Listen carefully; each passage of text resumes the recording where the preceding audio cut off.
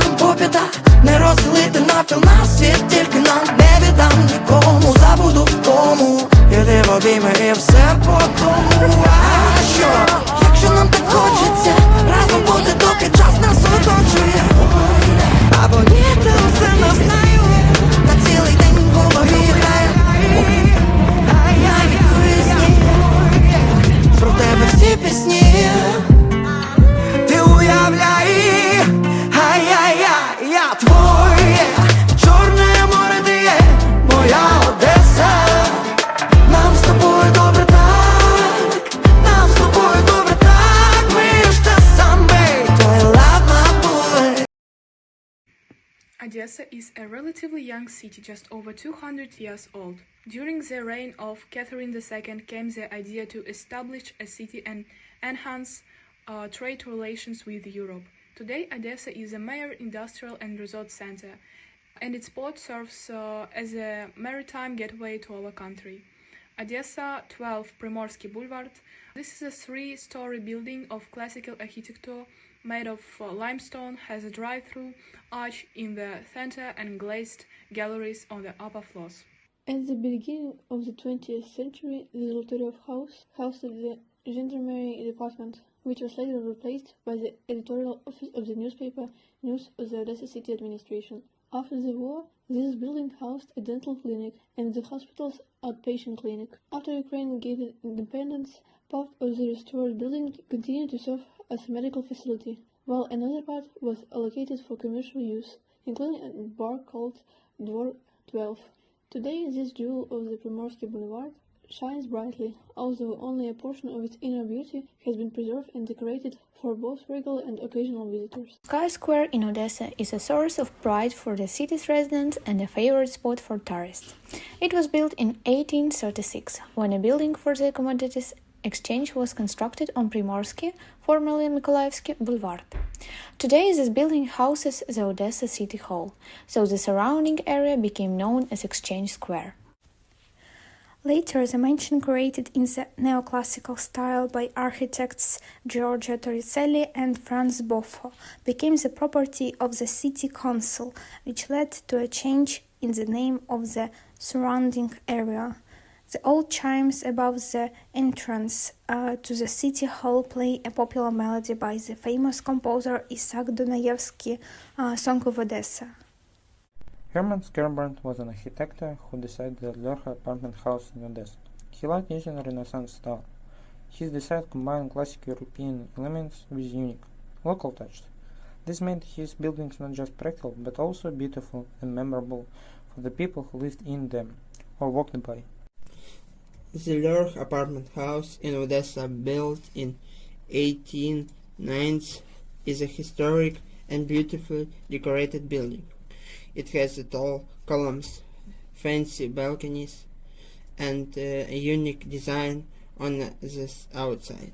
Inside, you can find marble fireplace, stained glass windows, and decorative ironwork.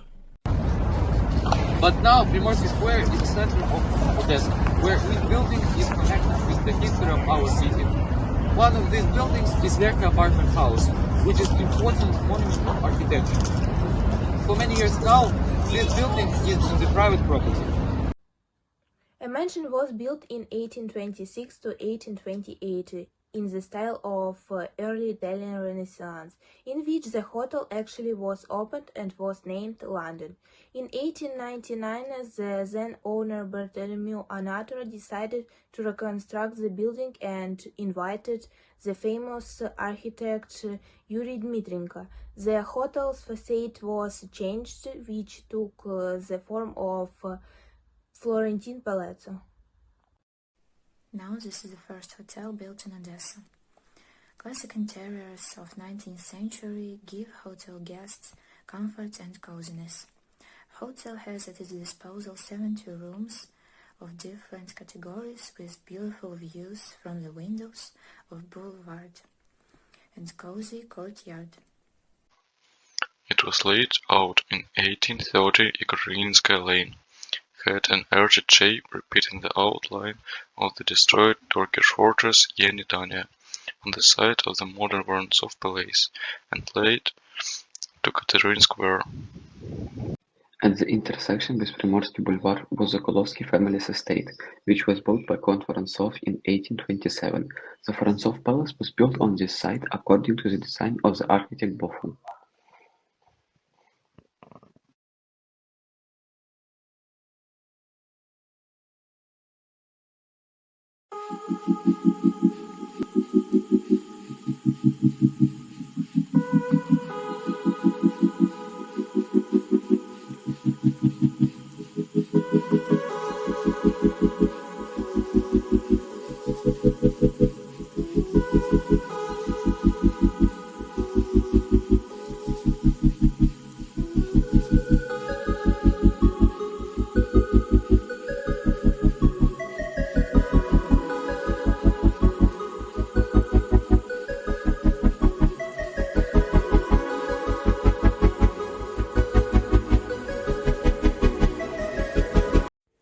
While the people for whom he had done so much let him walk down the same steps, one day an idiot old poor without a second coat to his back, and 12 years afterwards he died in Sevastopol in poverty and neglect.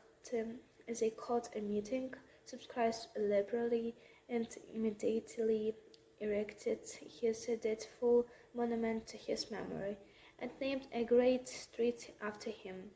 It reminds me of what Robert Bourne must say when they erected a stately monument to his memory. "Ah, Robbie, you asked me them for break and they gave a stain."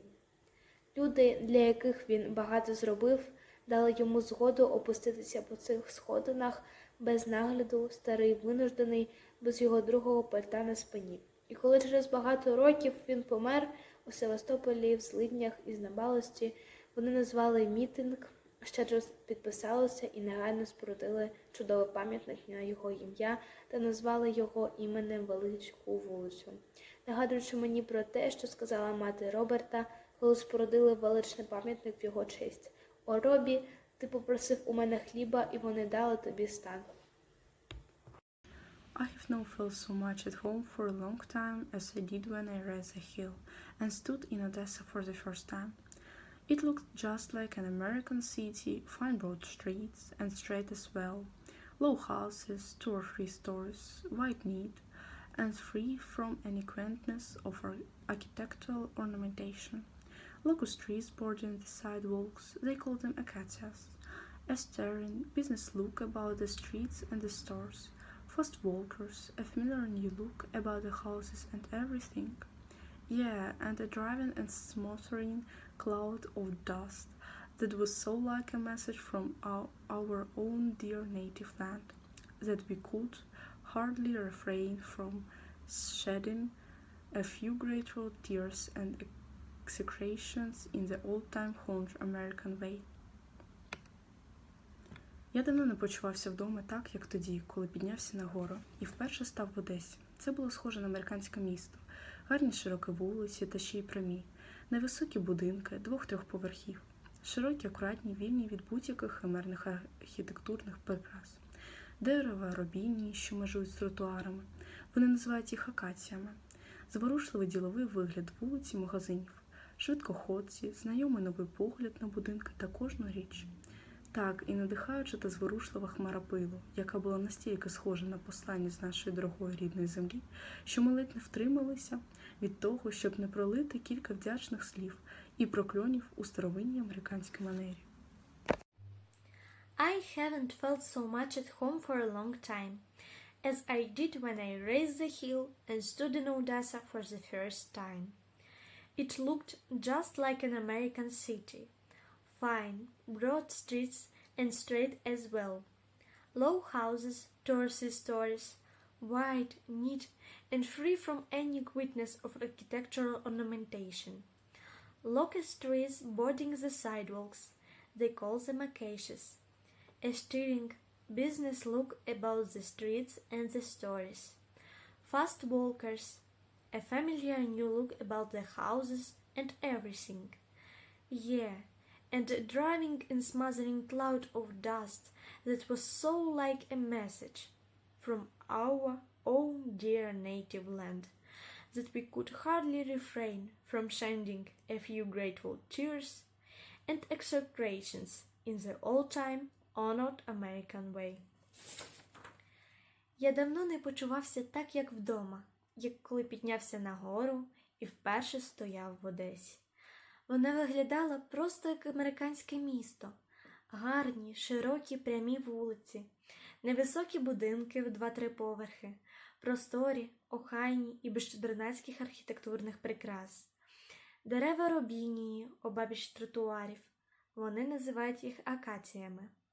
Метушливий, діловий вигляд вулиць та крамниць, квапливі пішоходи, будинки і усе навколо виглядало новим і таким звичним для нас. Так, і навіть густа курява пилу, як послання з дорогої батьківщини, що ми ледь не пролили кілька вдячних сліз і на силу втримались від лихослів'я за старовинним американським звичаєм.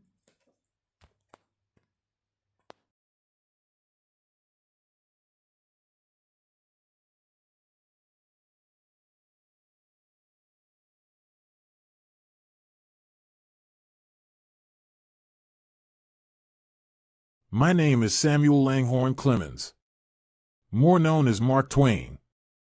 I was an American writer and humorist who is best known for the novels The Adventures of Tom Sawyer and The Adventures of Huckleberry Finn. I was born in 1835. In addition to my novels, I was also a successful lecturer and public speaker, and known for my sharp wit and ability to entertain and engage audiences. I died in 1910 at the age of 74.